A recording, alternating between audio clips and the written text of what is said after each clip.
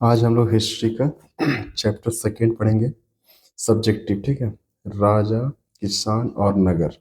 जो कहानी है 600 ईसा पूर्व से लेकर 600 ईस्वी तक, यानी कि 1200 सालों का हिस्ट्री, ठीक है। तो शुरू करते हैं इसका सब्जेक्टिव। चलो, पहला क्वेश्चन है, अभिलेख से आप क्या समझते हैं, इनका क्या महत्व है, ठीक है। अभिलेख से आप क्या समझते हैं, इसका क्या महत्व है। तो अभिलेख जो होता है ना, वो एक सपाट दीवारों पे या फिर कोई कठोर सतह पर राजाओं द्वारा पहले के जमाने में लिखे गए शब्दों को क्या कहते हैं, अभिलेख कहते हैं। इन शब्दों में राजाओं की तारीफ होती थी या फिर उनके साम्राज्य का विस्तार का पता होता था, या फिर कब से कब तक राजा बना है, ये सारा चीज लिखा हुआ होता था। उन्हें अभिलेख कहा जाता था, ठीक है। तो इसका आंसर हम लोग पढ़ते हैं, किस तरह से यहाँ पे लिखा हुआ है समझते हैं। अभिलेख उन्हें कहते हैं जो पत्थर, धातु या मिट्टी के बर्तन जैसी कठोर सतह पर खुदे होते हैं। अभिलेख में इनके निर्माण की तिथि खुदी होती है तथा जिन पर तिथि नहीं होती उनका काल निर्धारण लेखन शैली के आधार पर किया जाता है। अभिलेख उन्हें कहते हैं जो पत्थर, धातु या मिट्टी के बर्तन में जैसी कठोर सतह पर खुदे होते हैं। अभिलेखों में इनके निर्माण की तिथि खुदी होती है ना, खुदी होती है। जिन पर तिथि नहीं होती उनका काल निर्धारण लेखन शैली के आधार पर होता है। यानी जिन लोगों का ये पता नहीं होता है कि ये कब खोदा गया है, ठीक है, उनकी शैली, यानी कि वो किस शैली से लिख रहे हैं, द्रविड़ शैली है, ब्राह्मण लिपि वगैरह जो भी इसका रहता है, उस आधार पर इनका काल निर्धारण कर लिया जाता है, ठीक है। भारत में प्राचीनतम अभिलेख प्राकृत भाषा है, जिसे सम्राट अशोक ने बनवाया था, है ना। सबसे प्राचीनतम भाषा क्या हो जाएगा, प्राकृत भाषा, जिसे किसने लिखवाया था, अशोक सम्राट, ठीक है। हम लोग इसका महत्व देखते हैं, क्या महत्व है इसका। देखो, अभिलेख अभिलेख प्राचीन काल के अध्ययन के लिए अत्यंत प्रामाणिक और विश्वसनीय स्रोत है, ठीक है। यानी कि प्राचीन काल के अध्ययन, यानी पुराने जमाने के बारे में अगर हमको पढ़ना है, तो अभिलेख बहुत ही आवश्यक चीज है और विश्वसनीय है, यानी कि उस पर विश्वास किया जा सकता है, ठीक है, क्योंकि ये समकालीन होते हैं, क्योंकि वे उसी दौर के होते हैं, ठीक है। इसलिए इस पर विश्वास किया जा सकता है। सेकेंड बोला, अभिलेख बनवाने वाले के अभिलेखों से शासक के विचार, राज्य विस्तार, उपलब्धियां, चरित्र, जन भावना का पता चलता है, ठीक है। यानी कि अभिलेख बनवाने वाले राजा जो भी होते थे, अभिलेखों के शासक के विचार, उनके विचार का पता चलता था, उनके राज्य का पता चल जाता था, राज्य विस्तार का पता चलता था, ठीक है, उपलब्धियां का पता चलता था, यानी क्या क्या वो जीते हैं, क्या क्या नहीं जीते हैं, चरित्र का पता चलता था, जन भावना यानी लोगों के साथ उनका व्यवहार कैसा था, ये पता चल जाता था, ठीक है।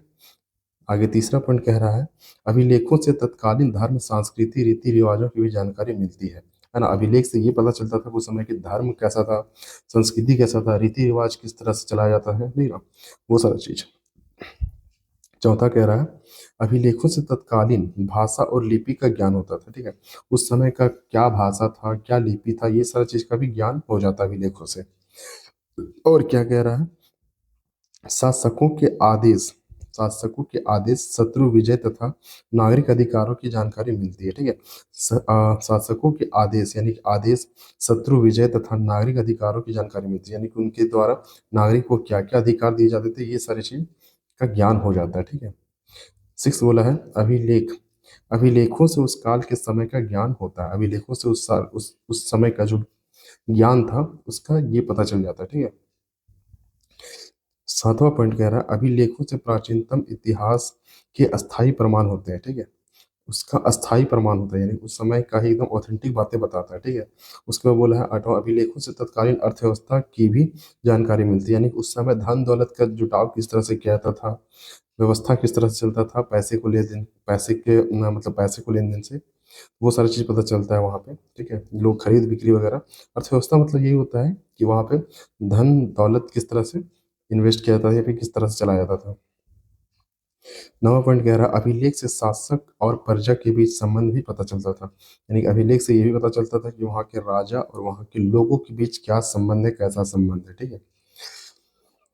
10 नंबर कह रहा है, अभिलेखों से कला का भी ज्ञान होता था, यानी कि उस समय कौन सी कला से क्या क्या बनाया जाता था, मूर्ति बनाने का भी कला होता है, ठीक है।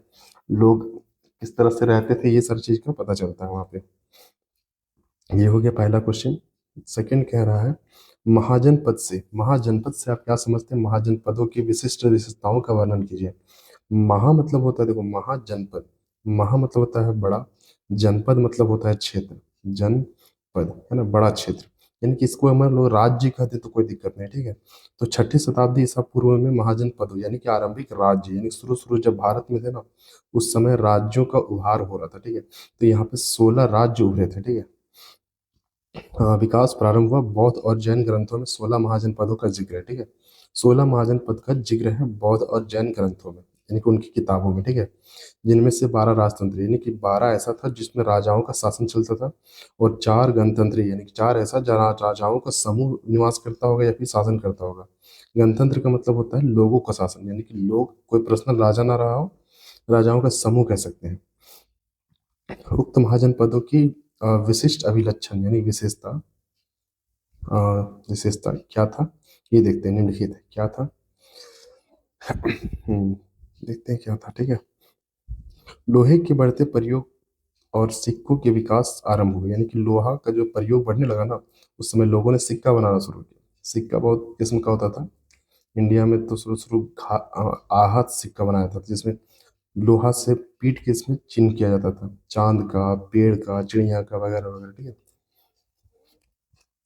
दूसरा पॉइंट कह रहा है, अधिकतर महाजनपदों में राजा का शासन होता था, लेकिन गणतंत्री राज्यों में अनेक लोगों का समूह शासन होता था, ठीक है।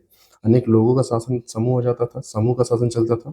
जो गणतंत्री रहेगा उसमें क्या होता था, लोगों का समूह होता था, यानी गणतंत्र होता था। नेक्स्ट है यहाँ पे तीसरा पॉइंट कह रहा है, गणतंत्री राज्य में भूमि सहित आर्थिक स्रोत राजा के अधीन था। वही गणतंत्री राज्यों में राजाओं का सामूहिक नियंत्रण था, ठीक है, सामूहिक नियंत्रण होता था। उसके बाद बोला है, महाजनपदों की एक राजधानी होती थी जो प्रायः किलेबद्ध होती थी, यानी जो राज्य का जो राजधानी होता था ना, वो राजधानी किलेबद्ध होता है, यानी बाउंड्री के अंदर होता था, क्योंकि वो शहर का पूरा इंपॉर्टेंट क्षेत्र होता है, ठीक है, जो किलेबद्ध होता था। उसके बाद बोला है, महाजनपदों में ब्राह्मणों ने संस्कृत भाषा में धर्मशास्त्र नामक ग्रंथों की रचना करके लोगों के लिए नियमों का निर्धारण किया, ठीक है। ब्राह्मणों ने क्या किया, नियमों को लिखा, ठीक है, और लोगों के लिए वो लागू कर दिए गए, ठीक है। फिर बोला है, महाजन पदों के राजतंत्रीय राज्यों में विचारों के अभिव्यक्ति का अधिकार नहीं था, जबकि गणतंत्रीय राज्यों में अभिव्यक्ति के अधिकार प्राप्त है, यानी कि लोगों के कहने, बोलने और सुनने की आज़ादी नहीं थी राजतंत्र में, जबकि गणतंत्र में होती है, जैसा कि अभी भी है।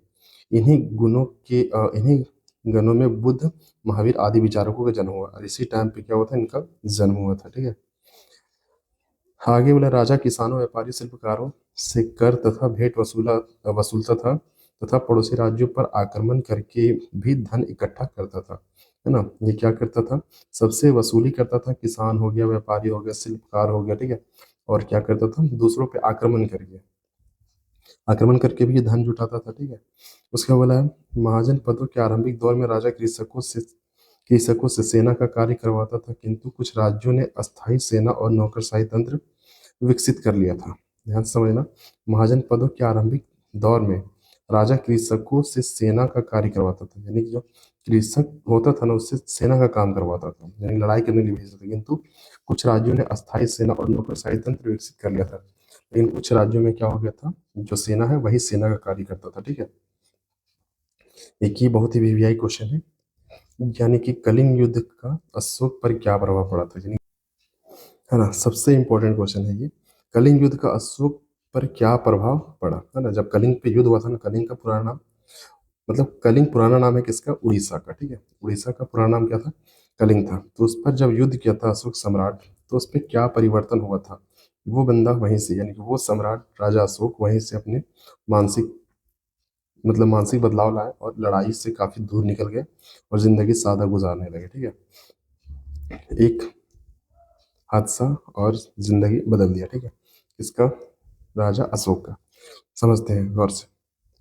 यह कह रहा है, अशोक अपने शासन के 8वें वर्ष में कलिंग उड़ीसा पर आक्रमण किया। अपने 8वें वर्ष में। ऑब्जेक्टिव ये भी पूछ सकता है कि अशोक ने अपने कौन से साल में उड़ीसा पर आक्रमण किया था, तो 8वें हो जाएगा, ठीक है। जिसमें 1 लाख व्यक्ति मारे गए, इसमें 1 लाख व्यक्ति क्या हो गए, लगभग मारे गए थे। 1.5 लाख बंदी बनाए गए, 1.5 लाख क्या हो गया, बंदी बना दिया, तथा कई गुना घायल हो गए, और इसमें से बहुत सारे लोग घायल हुए, जिसमें अशोक का हृदय परिवर्तन हुआ, जिसके फलस्वरूप निम्नलिखित प्रभाव पड़े। और इसका क्या हो गया, हृदय परिवर्तन हो गया, यानी कि लड़ाई वगैरह देख के ना इसका दिल बदल गया, ठीक है, मतलब हृदय परिवर्तन हुआ, उसी को दिल कहते हैं। पहला क्या कह रहा है, सुनो, इससे युद्ध से घृणा हो गई तथा जीवन भर युद्ध ना करने की प्रतिज्ञा ली, है ना। लड़ाई से इसे क्या हो गया, घृणा हो गया, लड़ाई वगैरह बेकार चीजें हैं, ठीक है। ये सारा इसका मानना हो गया और लड़ाई से अब कोसों दूर हट गया अपनी जिंदगी में। आगे फिर बोला है, भीषण रक्त संहार देखकर बौद्ध भिक्षु उपगुप्त के प्रभाव से बौद्ध धर्म स्वीकार कर लिया, ठीक है। यानी कि भीषण नर संहार या फिर रक्त संहार वही उसे कहते हैं। यानी कि भीषण मतलब लोगों को इतना ज्यादा मारा है ना कि देख के उसे एकदम अचानक उसका दिल बदल गया। और वो बौद्ध भिक्षु यानी कि बौद्ध का जो अनुयायी था जिसका नाम था उपगुप्त, उसको देख के वो बौद्ध धर्म स्वीकार कर लिया, ठीक है। नेक्स्ट क्वेश्चन कह रहा है, मतलब नेक्स्ट पॉइंट, कलिंग युद्ध के बाद अशोक शांतिवादी हो गया तथा राज्य विस्तार की नीति का परित्याग कर दिया। उसने दिग्विजय के स्थान पर धर्म विजय अपना लक्ष्य बनाया, ठीक है। उसने दिग्विजय मतलब ज्यादा जीतने से अच्छा है कि धर्म पर विजय प्राप्त करो, ठीक है, ऐसा उसका मानना हो गया। धर्म पर विजय पाना उसका लक्ष्य हो गया, ठीक है। यानी कि लोगों का परोपकारी जीवन बिताना, इस उनका सादा जीवन बिताना, इस तरह का उसका मामला आ गया, ठीक है। दिल बदल जाने के बाद यानी हृदय परिवर्तन हो गया। इस युद्ध के बाद मदिरापान, मदिरापान दैट मीन्स, मदिरापान को हम लोग कहते हैं ये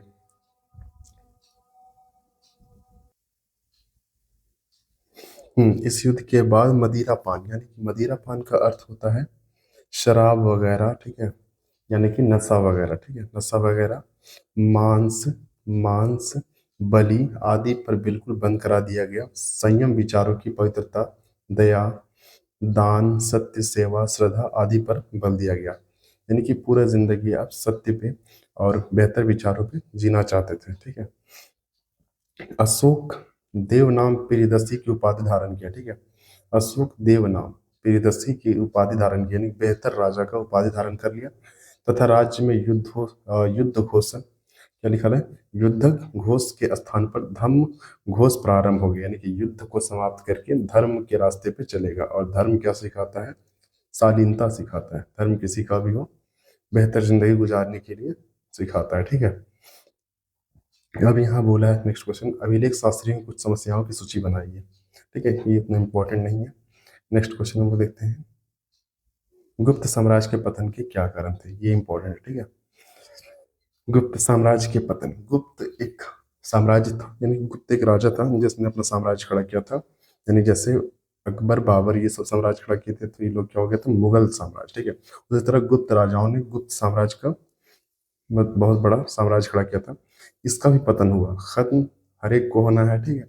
जिस तरह गुप्त साम्राज्य का पतन हुआ, पतन मतलब होता है खत्म हो जाना, अस्तित्व का खत्म हो जाना, खत्म कर देना खुद को, ठीक है। तो हर एक बेहतर राजा के बाद कोई ना कोई उसके साम्राज्य में बकलोल राजा आ ही जाता है जो सारा चीज चौपट कर देता है, ठीक है।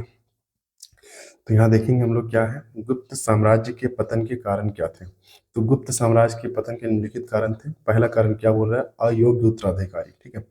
उत्तराधिकारी यानी कि एक राजा के बाद, बेहतर शासक के बाद जो सेकंड या फिर उसके बाद वाले शासक आए वो बकलोल थे, ठीक है। जैसे यानी कि जो अयोग्य हो, इसका मतलब है जहाँ दिमाग काम करता हो, ना ही शक्तिशाली हो, ना बुद्धि चलता हो, ना विवेक हो, ठीक है। स्कंदगुप्त के पश्चात प्राय सभी गुप्त शासक दुर्बल एवं अयोग्य थे, जिससे गुप्त साम्राज्य का पतन क्रमिक रूप से हुआ, ठीक है। इसके बाद स्कंदगुप्त के बाद जो भी शासक आए सब क्या थे, अयोग्य थे, दुर्बल थे, है ना। ये सारी चीज थे। इससे इसने क्या किया, इनका लगभग क्रमिक रूप से एकदम गिरा दिया इस साम्राज्य को। दूसरा बोला है उत्तराधिकारी के नियम का अभाव, है ना। इन लोग का अपना नियम रेगुलेशन जो है ना वो बेहतर नहीं था। उत्तराधिकारियों के निश्चित नियम नहीं होने के कारण सदैव गृह युद्ध की स्थिति बनी रही। इससे शासक की स्थिति कमजोर हो गई, ठीक है। आपसी में मतभेद होने के कारण नियम वगैरह सही नहीं था, इसलिए क्या होते गए, लोग गिरते गए, ठीक है। नेक्स्ट बोला नई शक्तियों का उदय होना। नई शक्तियों का उदय मतलब नए नए राजाओं का उदय होना। केंद्रीय शक्ति कमजोर होने से स्वतंत्र राज्यों का उदय हुआ जिन्होंने राजा के प्रभुत्व को चुनौती दिया, जैसे मालवा का यशोधर्म आदि, ठीक है। ये सारा नया उभरा जिससे पुराना जो गुप्त साम्राज्य था उसका पतन हुआ। हुन आक्रमण, चौथा है हुन आक्रमण, हुनों का आक्रमण। गुप्त काल में हुन आक्रमण इसके पतन का एक प्रमुख कारण था। हुनों ने आक्रमण करके इसका सर्वनाश कर दिया, ठीक है। पांचवा पॉइंट कह रहा है धार्मिक कारण। धार्मिक कारण क्या था, उत्तरावादी गुप्त साम्राज्य बौद्ध धर्म के प्रति झुक हुए, जिसकी जिसकी सैन्य व्यवस्था दुर्बल हो गई। जाहिर सी बात है, अगर कोई बौद्ध धर्म को मानता है तो उसका जो सैन्य व्यवस्था वो दुर्बल होगा ही होगा, क्योंकि वो लोग मार धाड़ से परे रहते, दूर रहते हैं। तो सैन्य बल का नाम ही होता है खूंखार और मार काट करने वाला। लेकिन जब बौद्ध धर्म से ताल्लुक हो जाएगा तो क्या होता है, सेना भी दुर्बल होने लगी और पीछे हटने लगी। ठीक है। उसके बाद बोला सामंती व्यवस्था, गुप्त प्रशासन सामंती व्यवस्था पर आधारित था। प्रशासन के पदों पर वंशानुगत होना भी पतन का एक कारण है। ठीक है। जैसे कोई भी राजा है, उसका बकलोल भले बेटा हो, ठीक है, उसी को राजा बनना था, इसीलिए भी इसका पतन होना तय हो गया। ठीक है। आर्थिक कारण क्या था, गुप्त काल में कृषि पर अत्यधिक दबाव हो गया। उद्योग व्यापार और नगरों आदि के पतन होने से आर्थिक संपन्नता में कमी आई। ठीक है। इसमें क्या हो गया, कृषकों पे अधिक दबाव हो गया। ठीक है। जिससे उद्योग व्यापार और नगरों आदि के पतन होने के आर्थिक संपन्नता में कमी आ गई। तो इससे क्या हुआ, गुप्त साम्राज्य का धीरे धीरे पतन होता चला गया। ठीक है।